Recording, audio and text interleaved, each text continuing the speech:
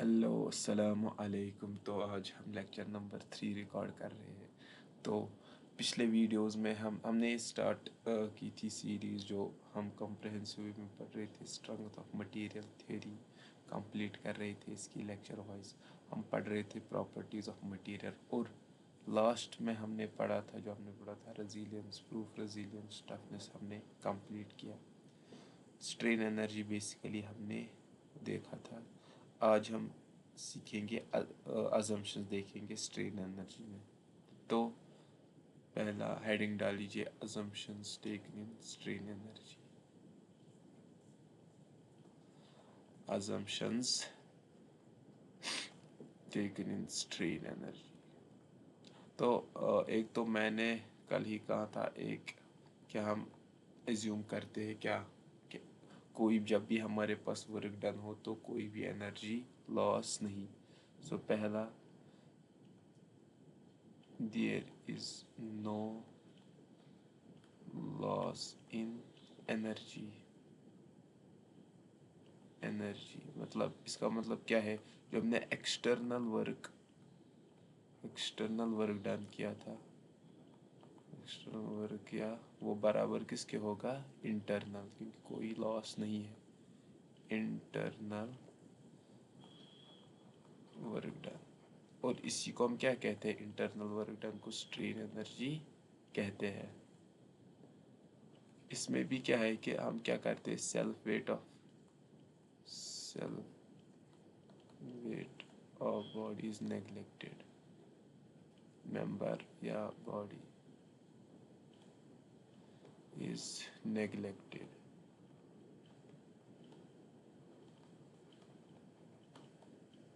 अब तीसरा देखो, तीसरा हम क्या मान के चलते हैं, जो हमारे पास प्रोपोर्शनैलिटी लिमिट है, प्रोपोर्शनैलिटी लिमिट है, और इलास्टिक लिमिट है, और कौन से यील्ड लिमिट है, वो हमने एक ही मान के चली है, और assumed to be same, और assumed to be same। तो अगर मेरे पास ऐसा कोई ये पॉइंट है, ये इसको मैं प्रोपोर्शनल लिमिट भी कहता हूँ, इसको मैं इलास्टिक लिमिट या यील्ड। तो हमने एक ही पॉइंट को ये एज्यूम किया है कि ये तीन पॉइंट्स एक ही जगह लाई कर रहे हैं। तो अपने पास ये तीन अजम्पशन बेसिक है। तो पहला क्या है, there is no loss in strain energy.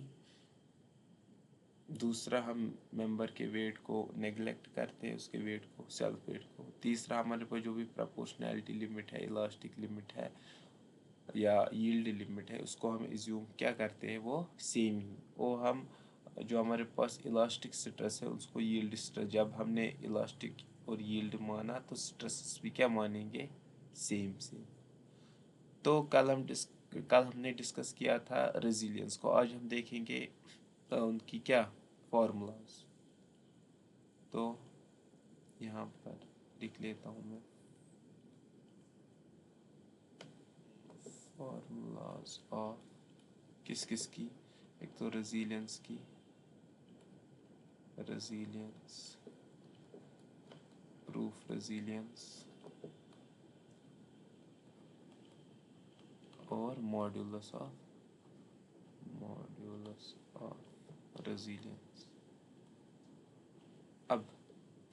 अब हम बात करेंगे यू, जो स्ट्रेन एनर्जी को हम देखो, हमने पहले हम कर्व बनाएंगे, जो हम wait, let me change the pen colour. तो हमारे पास पी डेल्टा कर्व है।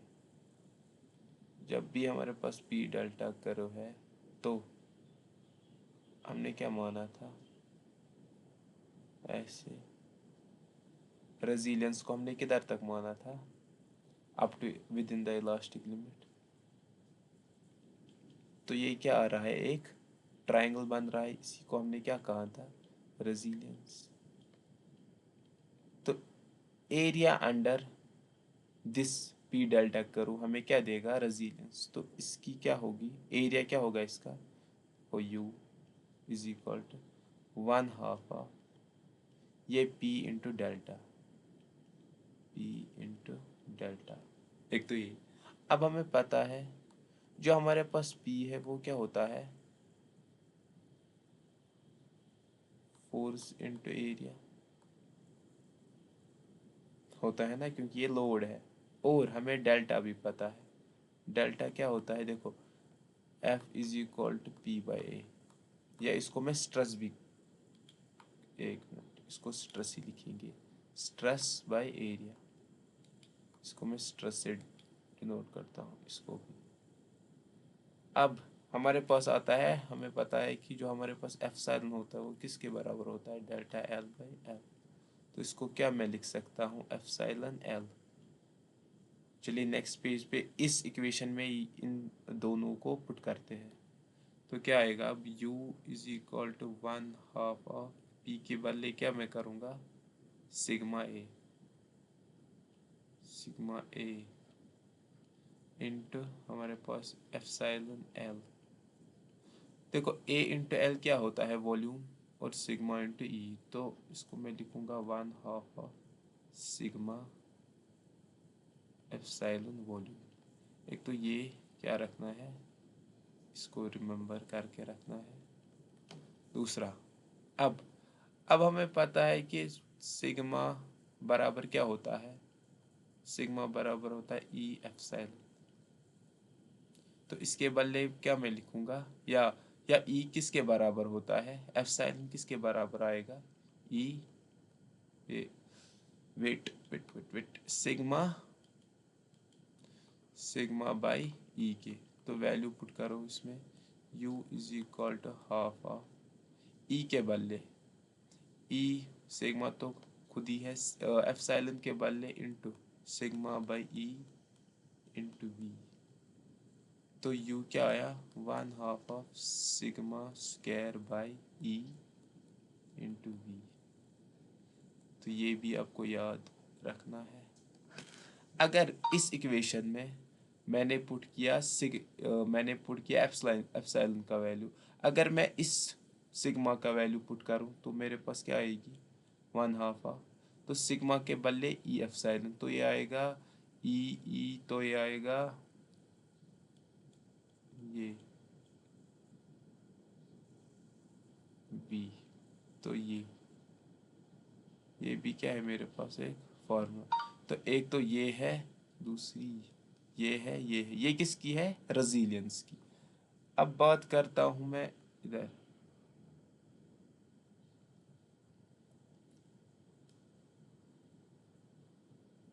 इस पेन से। अब मैं बात करूंगा, एक इसको मैं लिख लेता हूं यहाँ पर,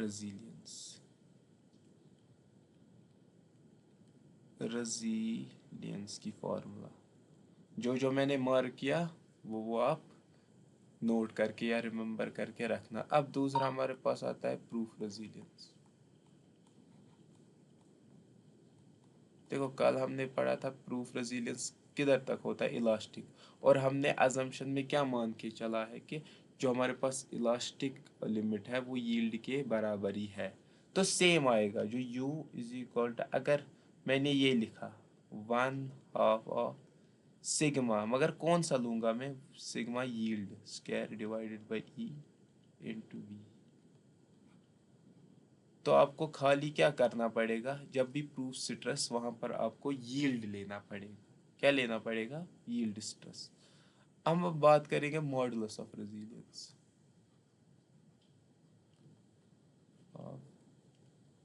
रेजिलियंस। मॉडुलस ऑफ रेजिलियंस क्या होता है, सिंपली ये होता है जो हमारे पास रेजिलियंस पर यूनिट वॉल्यूम, तो u बाई वी होता है, ये होता है ना। तो हमारे पास क्या है, 1/2 of sigma Y square divide by E into V. तो ये क्या होगा, ये इसको डिवाइड होगा,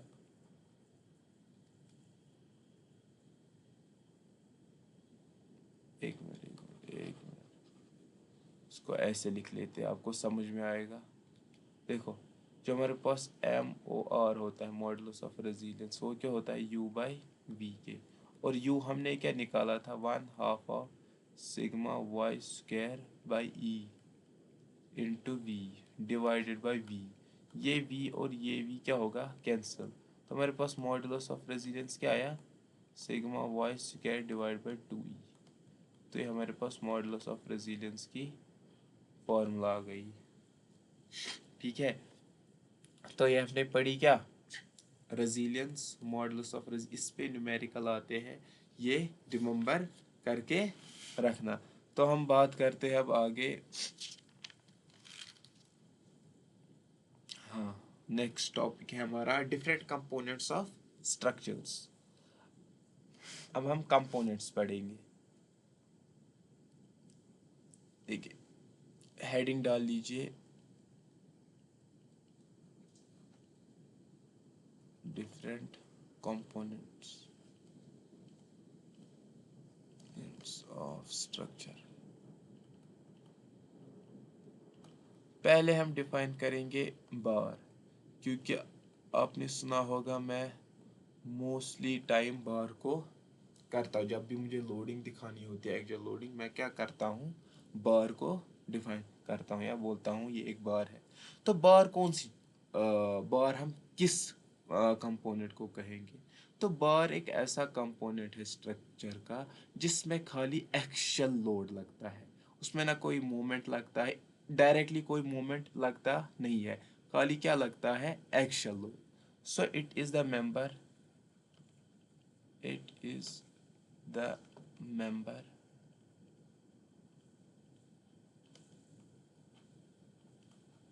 which is only subjected to axial load। axial loading कैसे, देखिए, ये एक बार है, इस पे मैं लोड लगाता हूँ, तो इस लोड की या तो ये टेंसाइल होगा, मैंने अभी टेंसाइल दिखाया PP। अगर ऐसे दिखाऊंगा मैं तो ये कंप्रेसिव है। तो या तो ये खींचेगा या तो ये कंप्रेस होगा, इसको हम कहते हैं एक्सियल लोडिंग। इस एक्सिस के ये एक्सिस पे लग रही है। तो ये क्या है, ये हमने दिखाई इसेंट्रिक, ये eccentric loading, concentric loading. Concentric loading मतलब ये एक्सिस से पास हो रही है। इसकी वजह से क्या होगा, जब ये एक्सिस से पास करेगी, इसकी वजह से खाली जो हमारे पास एक्सियल स्ट्रेस आएंगे, कोई हमारे पास बेंडिंग मोमेंट आएगी नहीं। या तो हमारे पास कंप्रेसिव स्ट्रेस आएगी, आएंगे टेंसाइल स्ट्रेसेस। अब अगर ये एक बार है, एक मिनट,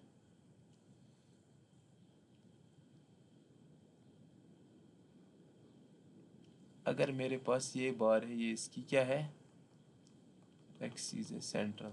अगर मेरा लोड लग रहा है, ये क्या लग रहा है, ये इसकी एक्स डिस्टेंस है, तो मैं मुझे क्या दिख रहा है, इस लोड की वजह से ये एक तो इसेंट्रिक है, इसेंट्रिक लोडिंग, इसेंट्रिक लोडिंग। इस इसेंट्रिक लोडिंग की वजह से एक तो ये आ रहा है, और ऊपर से एक मूवमेंट आ रहा है P/x का। देखो, अगर मैं इसकी फ्री बॉडी डायग्राम बनाऊं ऐसे, एक जैसे ये लग रहा है, यहाँ पर एक P यहाँ पर लगेगा, और क्या आएगा, एक मूवमेंट आएगा, कौन सा, ऐसे इस पे Px, ये P। तो जब भी बार में हमारे पास इसेंट्रिक लोडिंग लग रही होगी, तो हम क्या कहेंगे, उसमें एक इनडायरेक्टली मूवमेंट आएगा। तो यही, if bar is subjected to concentric axial loading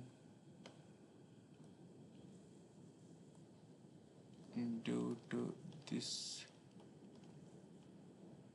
no movement generates only axial stresses will come, but if the bar is subjected to eccentric loading,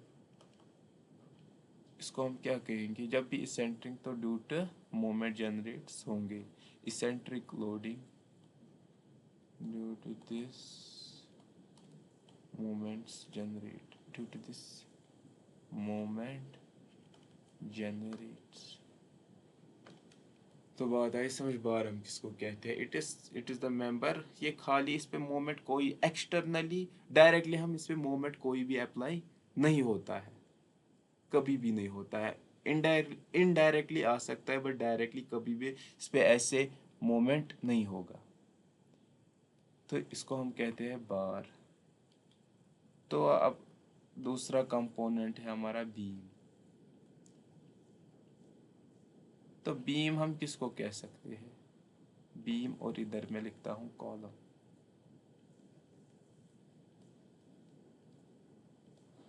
देखो, इनको जो रिप्रेजेंट करता है, इनकी लोडिंग करती है। लोड किस डायरेक्शन में आ रहा है, उसी की वजह से हम करेंगे कि इसको हम कंपोनेंट को बीम कहेंगे, इस कंपोनेंट को कॉलम कहेंगे। जब भी हमारे पास लोड आएगा, अगर वो उस मेंबर के ट्रांसवर्स डायरेक्शन पे या लेटरल डायरेक्शन में लग रही है, कोई सा भी लोड है, अगर वो लोड उसके ट्रांसवर्स डायरेक्शन में लग रहा है, तो उसको हम कहते हैं बीम। जैसे देखो, ये हमारे पास एक मेंबर है, अगर मेरा लोड लग रहा है ऐसे, देखो जो इसकी ये लॉन्गिट्यूडनल एक्सिस है वो क्या है? ये एक्स। लोड किस में लग रहा है? वाई में। If the member is subject to transverse loading, इसको मैं क्या कहता हूं? बीम। आया समझ? तो डेफिनेशन लिखेंगे, इफ द मेंबर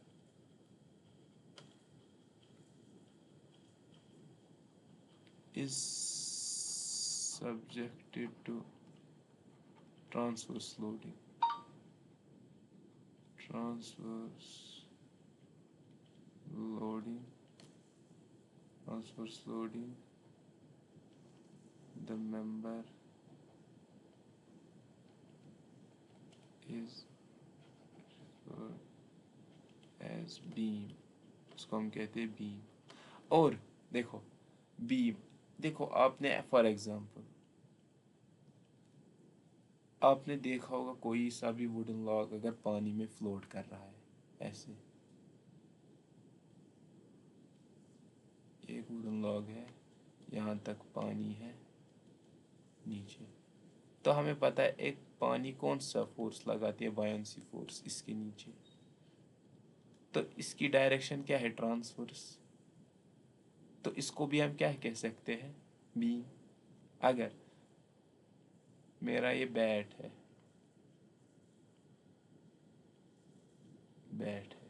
जब हम इसको हिट करते हैं तो बॉल किस डायरेक्शन में आ रही है? ट्रांसवर्स डायरेक्शन में। इसकी ये तो है लॉन्गिट्यूड, बॉल आ रही है ऐसे ट्रांसवर्स डायरेक्शन में, तो इसको भी क्या हम कह सकते हैं? क्रिकेट बैट को भी क्या कह सकते हैं? ये सब्जेक्ट टू ट्रांसवर्स लोडिंग है।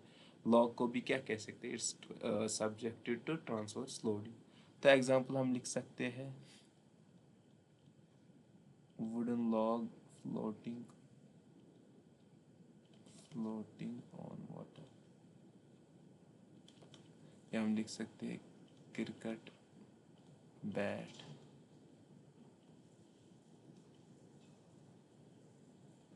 Being extra. तो ये जितनी भी हमारे पास जिसकी भी लोडिंग ट्रांसफर्स होगी उसको हम क्या कहते हैं? बीम कहते हैं। तो अब है कॉलम्स। देखो usually it's a vertical member, it is generally vertical member. देखो आप इधर ही बताऊंगा मैं, आप बीम को जब आप आरसीसी पढ़ोगे तो आप बीम को एक नए टर्म से डिफाइन करोगे, it's a flexural member. Flexural member क्यों?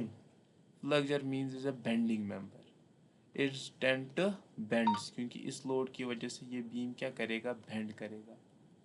इसकी वजह से ये ऐसे बेंड करेगा, ऐसे ऐसे।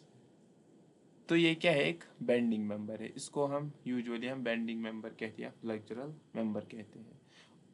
कॉलम के it's generally a vertical member which is subjected to,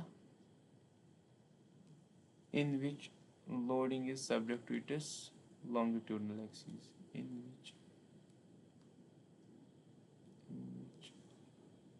loading is subjected to its longitudinal axis, longitudinal axis। ऐसे ये इसकी लॉन्गिट्यूडनल एक्सिस है। लोड भी क्या है, या इसके पैरेलल है या इसी पे लग रहा है, तो इसको हम कॉलम कहते हैं। तो कॉलम के साथ एक टर्म आती है जिसको हम पेडिस्टल कहते हैं।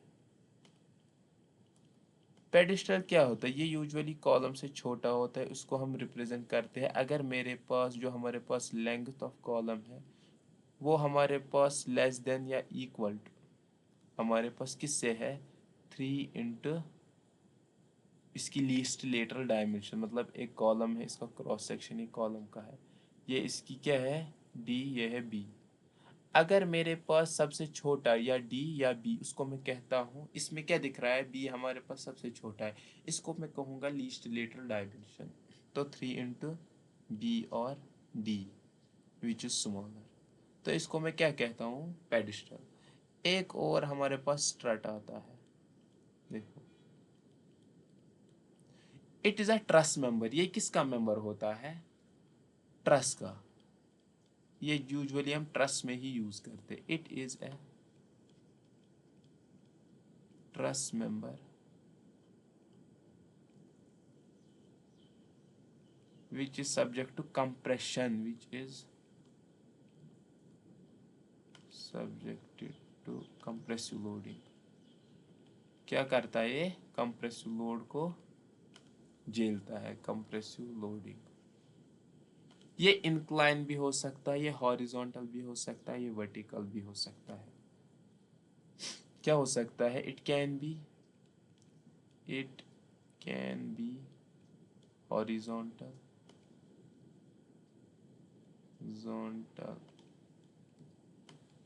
वर्टिकल और इंक्लाइन, ये कुछ भी हो सकता है। अब हमारे पास दूसरा आता है टाई मेंबर। ये भी क्या एक ट्रस मेंबर है, it is also a truss member. क्या है, ये भी क्या एक ट्रस मेंबर है, मगर ये कौन सा लोड बर्दाश्त करता है, ये करता है tension, tensile loading. It is also a truss member which is subjected to tensile loading, which is subjected to tensile loading। अपने यूजुअली ट्रस्ट में पढ़ा हो, हमारे पास खाली एक्शियल लोडिंग हम कंसिडर करते हैं, which is subject to tensile loading. और ये बात यहाँ पर हमारे पास स्ट्रक्चर्स के कंपोनेंट्स हो गए हैं, बार, बीम, कॉलम और ये एडिशनल। अब हम बात करेंगे टाइप्स ऑफ लोडिंग, कौन कौन से लोडिंग होते हैं। देखो, डाल दीजिए हेडिंग, टाइप्स ऑफ लोडिंग। अभी बेसिक्स ही चल रहा है तो आसान आसान सा, तो क्या है टाइप्स ऑफ लोडिंग।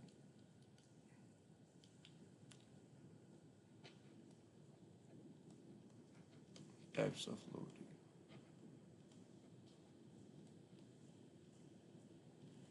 पहला इसमें है based on application.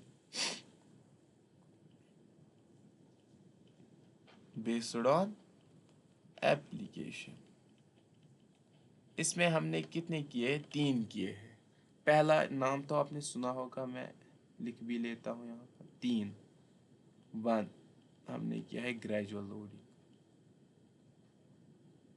Gradual loading पिछली बार भी मैंने पढ़ा है, रेजिलियंस में हम कौन सा करते हैं, ग्रेजुअल, और दूसरा हम सडन या हम इंस्टेंटेनियस लोडिंग। जो तीसरा हमारे पास होता है इम्पैक्ट, ये भी हमने पढ़ा, इम्पैक्ट लोडिंग। अब हम देखेंगे ये क्या होते हैं। तो ग्रेजुअल लोडिंग, जब भी हमारे पास अगर मेरे मेंबर पे लोड लग रहा है वो किसी सर्टेन रेट से है, जैसे टोटल तो चलो टोटल मान के चलते हैं हम, एक मेंबर पे 100 किलो न्यूटन लगेगा, बट हम क्या करते हैं ग्रेजुअली वो 100 किलो न्यूटन अप्लाई करते हैं। मतलब 1 मिनट में हम क्या करते हैं 10 किलो न्यूटन, फिर अगले 1 मिनट में फिर 10 हो गए, 2 मिनट में 20, फिर ऐसे ही 3 मिनट में 30। तो ये क्या कर रहे हैं, किसी एक सर्टेन रेट से हम क्या कर रहे हैं उस टोटल लोड को अप्लाई कर रहे हैं। तो वही होता है हमारे पास gradual loading. So load is applied at certain rate, और क्या, एक load is applied at certain rate, इसमें हमने कोई एनर्जी एक्स्ट्रा एनर्जी दी नहीं, तो विदाउट एनर्जी, ये बात याद रखना।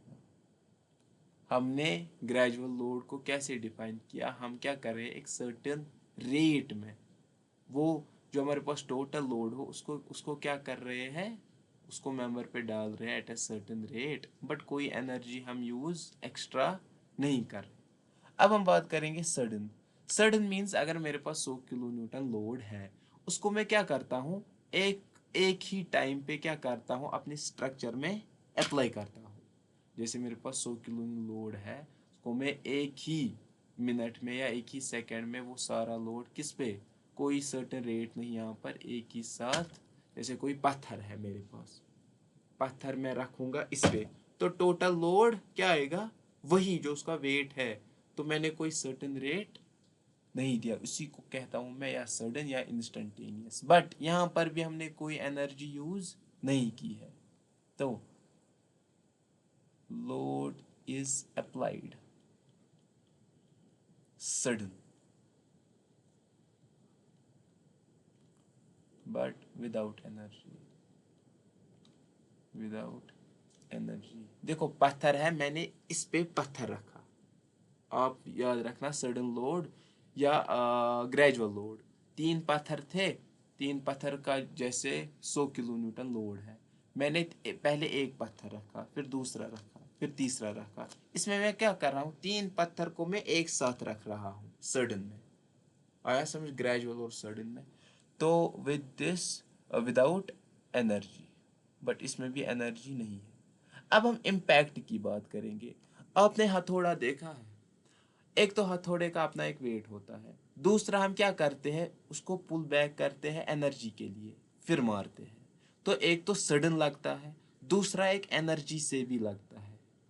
तो इम्पैक्ट लोडिंग क्या हुआ, load is applied suddenly, load is applied sudden and with energy. मैं किसी भी हाइट से मैं कुछ गिर रहा हूँ, उस हाइट की एक एनर्जी वो गेन कर रहा है नीचे तक, तो उसको भी मैं इम्पैक्ट कह रहा हूँ। मैं हथौड़ा उठा रहा हूँ, इधर लगा रहा हूँ, मैं उस पर रख नहीं रहा हूँ, मैं एक एनर्जी क्रिएट कर रहा हूँ, तो इसको मैं कहता हूँ इम्पैक्ट लोडिंग। और उसी इम्पैक्ट लोडिंग को हमने किससे रिलेट किया था, टफनेस से, रेजिस्टेंस अगेंस्ट इम्पैक्ट लोड, जो इसको रेजिस्ट करेगी उसको मैं कहता हूँ ये बॉडी की एक प्रॉपर्टी है जिसको हम टफनेस कहते हैं। तो ये हुआ बेस्ड ऑन एप्लीकेशन। अब हम बात करेंगे बेस्ड ऑन डिस्ट्रीब्यूशन। तो ये है, एक मैं थोड़ा ऊपर लिखता हूँ,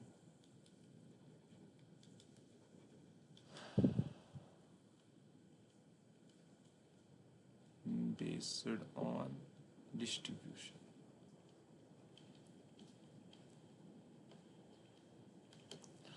तो पहला है हमारे पास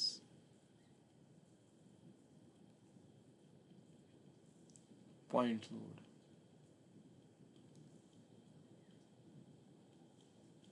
तो पॉइंट लोड क्या होता है? ये कंसंट्रेटेड लोड होता है जो एक पॉइंट पे लगता है। फॉर एग्जांपल ऐसी मेरी कोई बॉडी है, तो इस पे मैं ये एक पर्टिकुलर पॉइंट पे क्या कर रहा हूँ, एक लोड लगा रहा हूँ। ये क्या है? कंसंट्रेटेड एक पॉइंट पे लग रहा है, इसको मैं कहता हूँ पॉइंट लोड। और याद रखना, इन रियल वर्ल्ड हमारे पास कोई भी लोड पॉइंट लोड होता नहीं है, हर कोई लोड यूडीएल ही होता है। क्योंकि अगर मैं इस पेन को भी इस पे रखूँगा तो इसका भी कुछ एरिया होगा।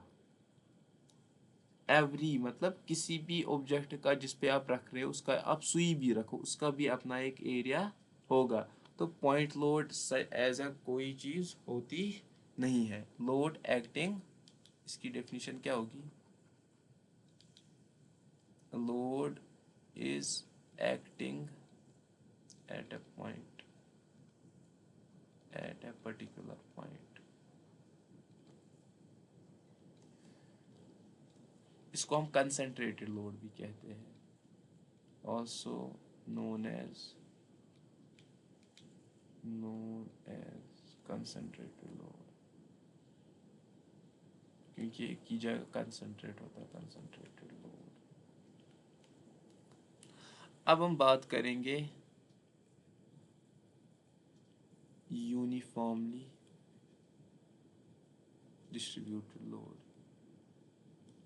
Distributed load, UDL. इसकी रिप्रेजेंटेशन कैसी है? मेरे पास एक वो बीम है, या ऐसे भी आप दिखा सकते हो, मल्टीपल पॉइंट लोड्स लग रहे हैं मेरी बॉडी पे, वो एक्ट एज ए यूडीएल ही करेगा। इसको रिप्रेजेंटेशन ऐसे भी कर सकते हैं और हम ऐसे भी कर सकते हैं। और इसकी जो हमारे पास यूनिट होती है वो होती है किलो न्यूटन पर मीटर, क्योंकि ये एक लेंथ पे लग रहा है, ये डिस्ट्रीब्यूट हो रहा है एक लेंथ पे। तो यूनिफॉर्मली डिस्ट्रीब्यूटेड लोड क्या होता है? It is distributed over the entire length। इसको मैं क्या कहता हूँ?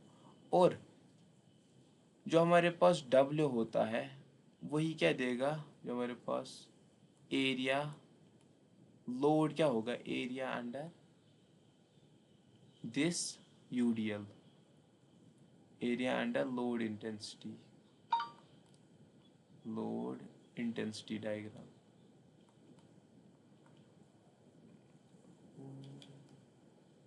एक मिनट, लोड इंटेंसिटी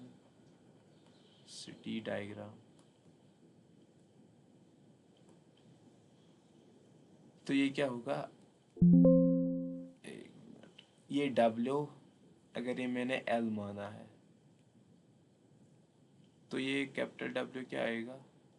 ये आएगा ये इंटेंसिटी इंटू ये लेंथ, क्योंकि एरिया, क्योंकि ये क्या है? एक रेक्टेंगल है ना, ऐसे। तो ये क्या है? इसकी यूनिट किलो न्यूटन पर मीटर है, इसकी लेंथ ही क्या है? मीटर। तो मीटर मीटर कैंसल, लोड वापस आए, तो इसको हम कहते हैं यूडीएल, यूनिफॉर्मली डिस्ट्रीब्यूटेड लोड।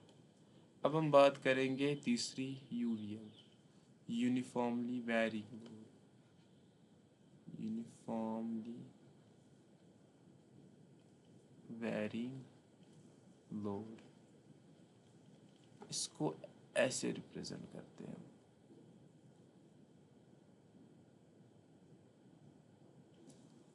मतलब ये क्या? एक लेंथ पे यूनिफॉर्मली क्या कर रही है? वेरी। एक एंड पे W है और एक एंड पे 0 है, बट यूनिफॉर्मली। सो इसको हम क्या कह सकते हैं? Is it is also distributed load. It is also distributed load, but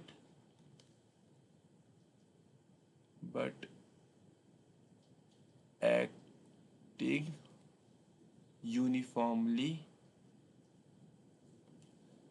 UDL, but acting linearly along acting linearly but linearly act along the length.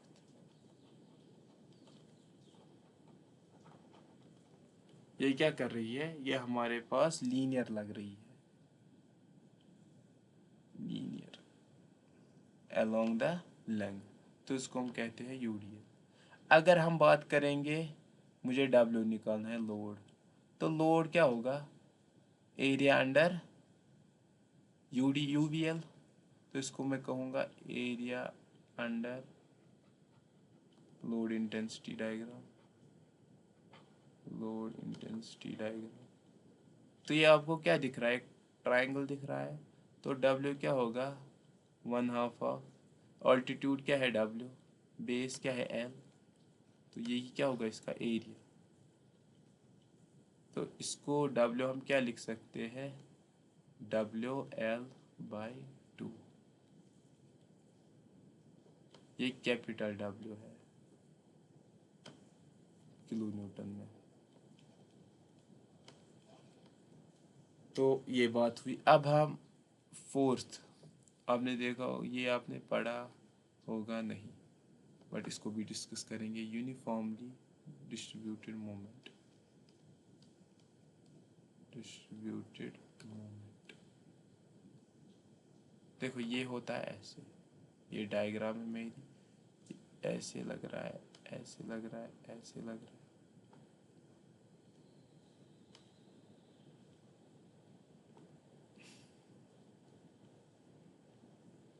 ऐसे ऐसे। तो इसको मैं कहता हूँ, जब भी हमारे पास मोमेंट डिस्ट्रीब्यूट होगा थ्रू आउट द लेंथ, उसको मैं कहता हूँ यूडीएम। अगर डब्ल्यू इंटेंसिटी इसकी क्या होगी, किलो न्यूटन मीटर पर मीटर। क्यों, क्योंकि मोमेंट की यूनिट क्या होती है, किलो न्यूटन मीटर होती है ना। अगर मैं उसको अब एरिया निकालूं, area under this load intensity diagram, load intensity diagram, तो क्या होगा, डब्ल्यू होगा, ये कैपिटल डब्ल्यू। तो एरिया क्या होगा इसका, एरिया होगा ये जो एम है, जो डब्ल्यू है, डब्ल्यू इन एल, ये कैपिटल।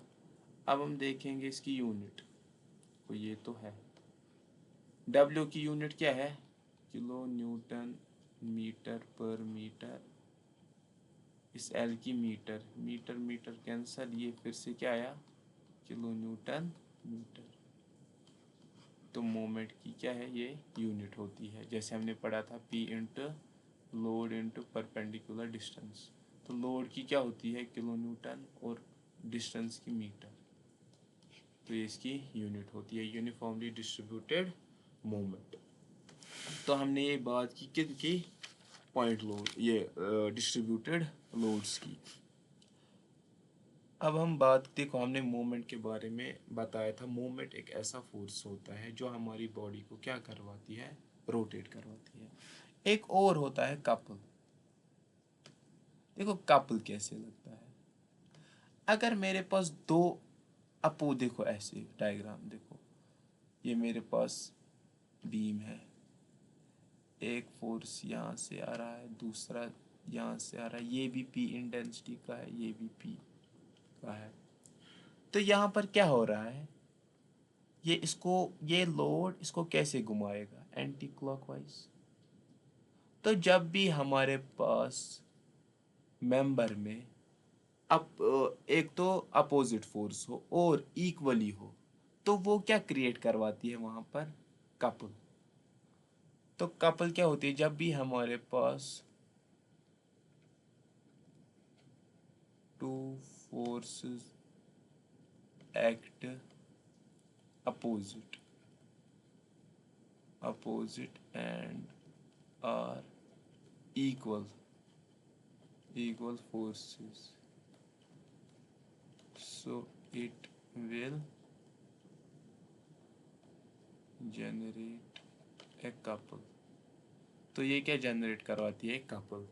ऐसे ही ये है, अगर इसको यहाँ से या ऐसे, एक मिनट, ये ऐसे है, ये ऐसे है, इसको क्या करवाएगी? इसको क्लॉकवाइज रोटेट करवाएगी, तो इसको मैं कहता हूँ कपल। अब आते हैं हमारे पास टाइप्स ऑफ सपोर्ट।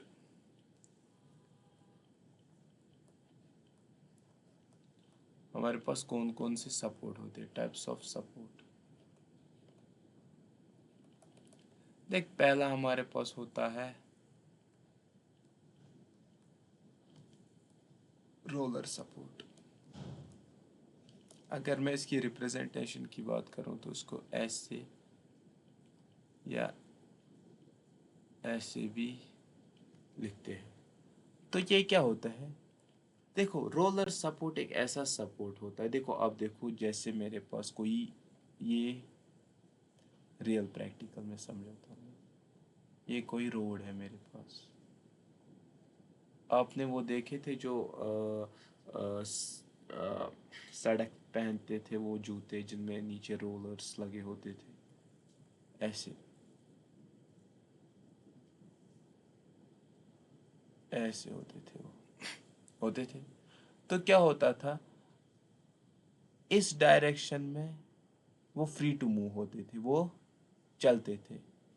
बट इस डायरेक्शन में वो क्या होते थे, चलते नहीं थे, क्योंकि एक, ना ही नीचे जाते थे ना ही ऊपर जाते थे। बट इसमें फ्री टू मूव थे वो। तो इससे समझ में क्या आया, हमारे पास जो भी रोलर सपोर्ट होता है वो क्या होता है, एक्शल, खाली एक्शल डायरेक्शन में रेजिस्टेंस आती है, ये इसका क्या है, एक्शल डायरेक्शन। और एक्शल डायरेक्शन में क्या आ रही है, रेजिस्टेंस, क्योंकि एक्शल डायरेक्शन में ये मूव नहीं हो रहा है। जब मूव नहीं हो रहा है तो एक रेजिस्टेंस होती है। देखो यहाँ पर ये फ्री टू मूव है, तो यहाँ पर देखो, अगर यहाँ की ओर जाना चाहेगा तो ये जाएगा, इसको कोई रेजिस्टेंस नहीं है रोकने की। बट अगर ये नीचे को जा रहा है, इसकी एक रेजिस्टेंस आ रही है। ऐसे ही अगर मेरे पास ये अब ऐसे वर्टिकल है, ये रोलर सपोर्ट है मेरे पास, तो क्या आएगा, इसके एक्शल डायरेक्शन में अब क्या आएगी, रेजिस्टेंस आएगी। बट ये फ्री टू मूव होगा इस डायरेक्शन में। तो हमारे पास जो रोलर सपोर्ट होता है उसमें खाली एक ही डायरेक्शन में क्या आती है, रेजिस्टेंस आती है। वो किस डायरेक्शन में आती है, उसके एक्शल डायरेक्शन में। एक्शल डायरेक्शन मीन जहां से लोड लग रहा है उधर ही से, अगर लो देखो यहाँ से, तो क्या होगा, ये एक रेजिस्टेंस शो करे। अगर इधर से लोड आएगा तो ये क्या होगा, फ्री टू मूव। तो हम लिख सकते हैं रोलर सपोर्ट को, इट इज द सपोर्ट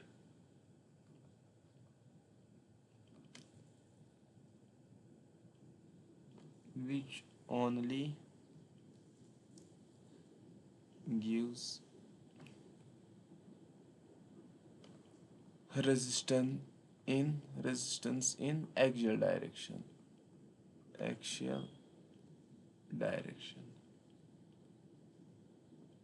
खाली एक्सियल डायरेक्शन में क्या करेगी, हमारे पास रेजिस्टेंस को दिखाएगी। दूसरा हमारे पास आता है हिंज सपोर्ट। हिंज, या इसको हम कहते हैं पिनड सपोर्ट।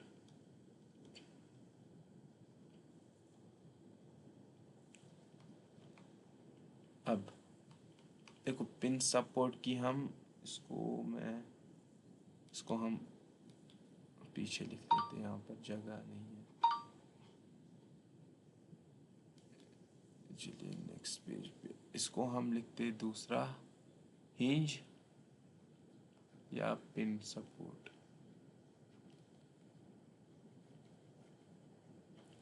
उसको हम ऐसे रिप्रेजेंट करते हैं, ये पिन से जुड़ा होता है। तो क्या होता है इसमें, खाली हमारे पास ना ही वर्टिकल डायरेक्शन में कोई एक तो वर्टिकल डायरेक्शन में रेजिस्टेंस आती है, दूसरा हॉरिजॉन्टल डायरेक्शन में, तो इसमें ट्रांसलेशन नहीं होता है। कैसे देखो, अगर मेरे पास कोई बीम है ऐसे, तो एक तो ये यहाँ से शो करेगा मेरी रेजिस्टेंस, दूसरा यहाँ से, ये फ्री टू मूव नहीं है in horizontal as well as vertical direction, उसी को कहते हैं हम translation. It is not subjected to translation. तुम क्या कहेंगे, इसमें ट्रांसलेशन अलाउड नहीं है, so no translation is allowed. Only, इसमें क्या है, ओनली रोटेशन अलाउड है।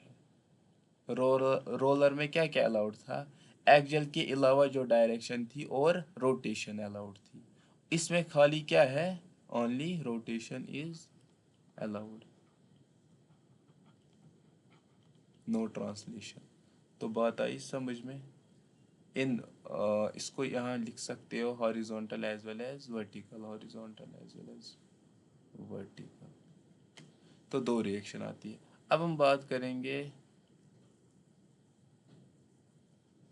इंक्लाइनर रोलर की।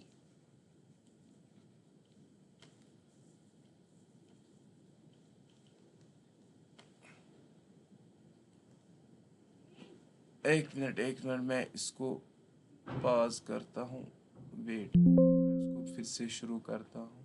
Keep, sorry for that. बात